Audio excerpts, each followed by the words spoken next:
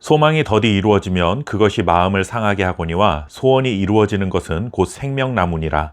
말씀을 멸시하는 자는 자기에게 패망을 이루고 계명을 두려워하는 자는 상을 받느니라. 아멘. 사람들은 이루고 싶은 소망을 마음에 품고 살아갑니다. 간절한 마음으로 원했던 소망을 이루게 되면 세상을 다 얻은 것처럼 기쁘고 행복한 것은 사실이지만 소망이 이루어지기까지 인내하며 기다리는 것이 분명 쉬운 일만은 아닙니다.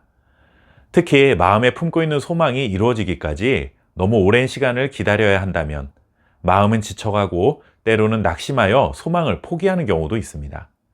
하지만 우리를 사랑하시는 하나님은 우리의 간절한 소망을 아시고 가장 선한 때에 소망을 이루어 주시는 분입니다. 물론 하나님이 이루실 것을 믿는다 해도 하나님이 이루실 그날까지 기다리는 것은 누구에게나 어려운 일인 것은 분명합니다. 그래서 잠언 13장 12절 말씀도 소망이 더디 이루어지면 그것이 마음을 상하게 한다 하고 우리에게 전해주고 있는 것이죠.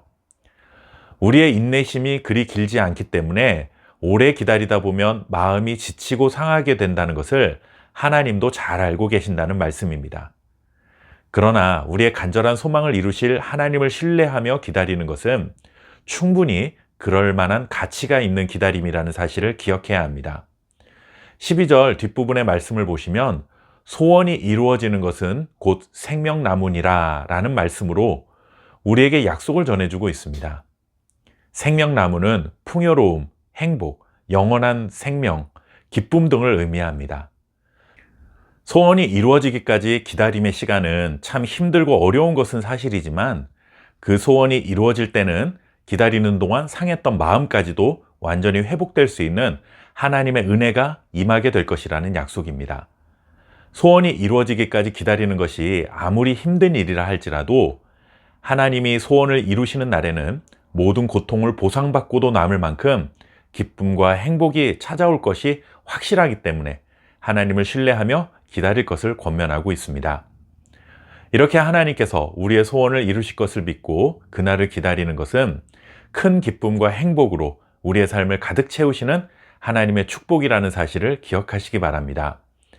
이어지는 13절 말씀에서는 우리의 간절한 소원을 하나님께서 이루시는데 그날이 오기까지 우리는 무엇을 하며 기다려야 하는가 이것을 알려주고 있습니다.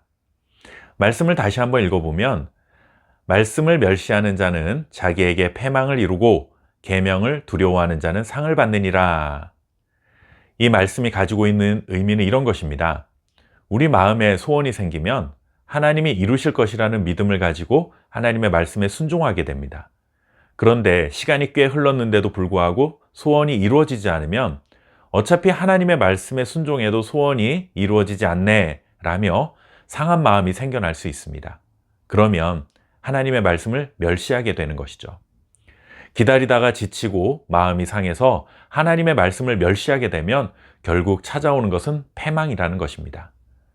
아무리 오랜 시간을 기다리다가 마음이 상한다 해도 하나님은 반드시 소원을 이루어 주시는 분이시니 끝까지 하나님의 계명, 즉 말씀을 두려워하는 마음으로 말씀에 순종하라는 것입니다.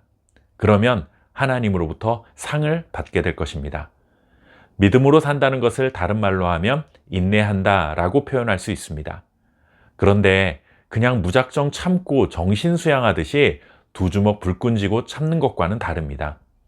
우리의 굳은 결심으로 참아내는 것이 아니라 우리 마음에 있는 간절한 소원을 이루실 하나님의 신실하신 약속을 믿고 어떤 순간에도 하나님의 말씀을 경외하며 말씀에 순종하는 삶을 살아가는 것을 말합니다.